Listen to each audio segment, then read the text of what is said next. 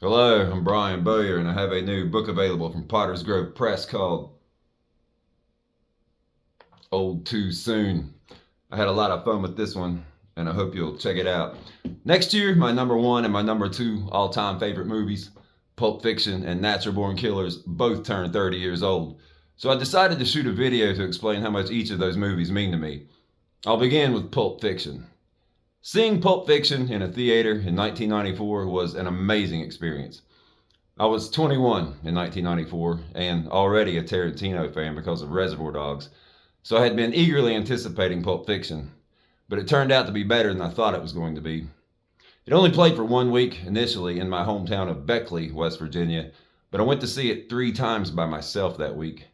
The first time, as I sat alone in the theater at the end of the movie, when Jules and Vincent walk out of that diner, I was like, no, come back, despite the 2.5 hour runtime, because I did not want the movie to be over. And so, of course, I had to go see it 2 more times by myself. Some films are critically successful, and some films are commercially successful, but few films are both. Pulp Fiction was not only both, but it almost instantly became a part of pop culture. You can basically walk up to anyone on the street and say Royale with cheese, and they'll know what you're talking about. Or if you say $5 shake, they'll know what you're talking about. Or Big Kahuna Burger. Or English, motherfucker, do you speak it? Or, ooh, don't you just love when you come back from the bathroom and find your food waiting for you? Or Zed's dead, baby, Zed's dead. Or, do you ever read the Bible, Ringo?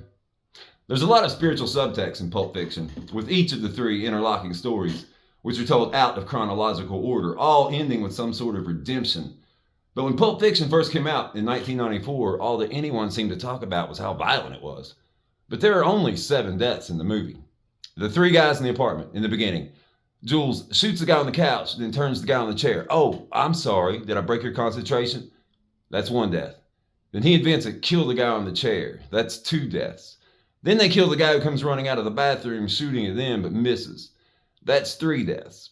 Then Vincent accidentally shoots Marvin in the face in the back of the car. That's 4 deaths. Then Vincent gets killed by Butch with his own gun when he comes out of the bathroom at Butch's apartment, to which Butch is only returned to get his father's watch. That's 5 deaths. Then Butch kills Maynard with a samurai sword in the pawn shop basement. That's 6 deaths. Then we don't actually see the 7th death, but we know beyond all doubt that Marcellus Wallace is about to get medieval on Zed's ass with a pair of pliers and a blowtorch. To quote Butch again, Zed's dead, baby, Zed's dead. Now, of course, there are 2 more implied deaths that we don't actually see. The fighter whom, according to Esmeralda the cab driver, Butch killed in the ring during the boxing match, and the gimp dressed in leather in the pawn shop basement, whom Butch left knocked unconscious and whom we assume Marcellus will kill after he's finished with Zed. But, as I said, there's a lot of spiritual subtext in Pulp Fiction, like people being saved.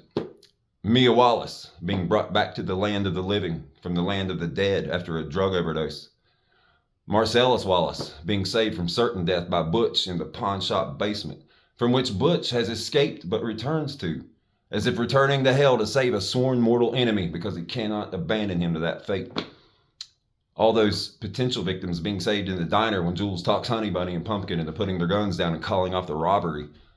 The lives of Jules and Vincent themselves are saved when all those shots miss them at point blank range in the apartment at the beginning of the movie.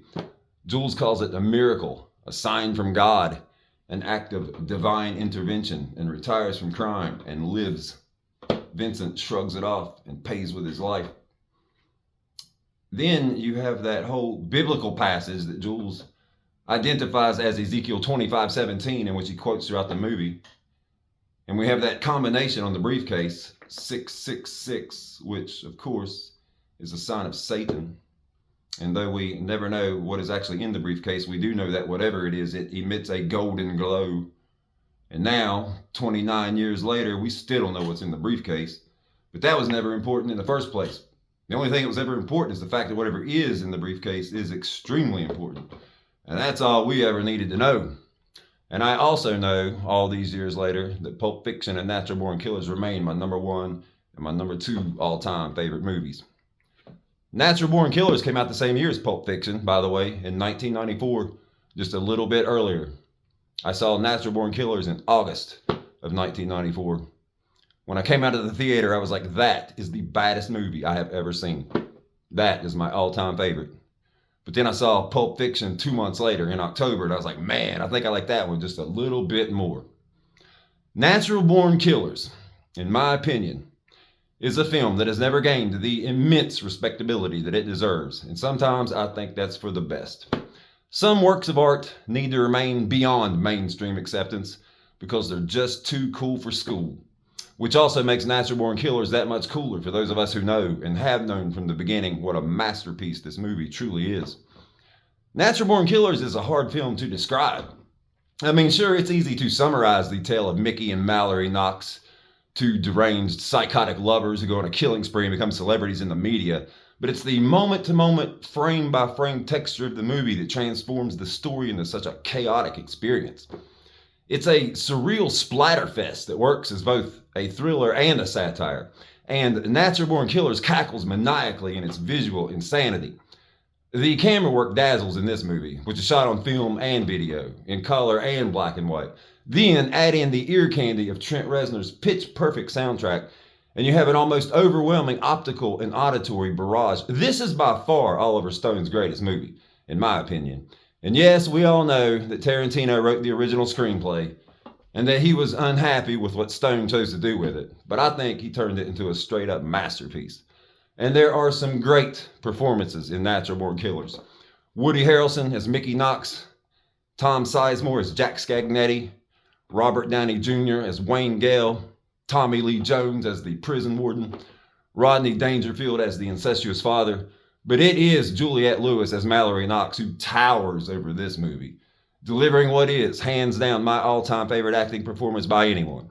And I know I say that Pulp Fiction is my all-time favorite movie, and that Natural Born Killers is my second favorite. But there are days during which that order is reversed. Some days I'll be like, Brian, you know you like Natural Born Killers more than Pulp Fiction. But those days are outnumbered by the days I like Pulp Fiction just a little bit more. But whatever the order, those two remain, without question, my number one and my number two all-time favorite movies, Pulp Fiction and Natural Born Killers. I'm Brian Bowyer, and I hope you'll check out my latest release from Potter's Grove Press, a violent, transgressive, coming-of-age horror novel called Old Too Soon. Thanks a lot.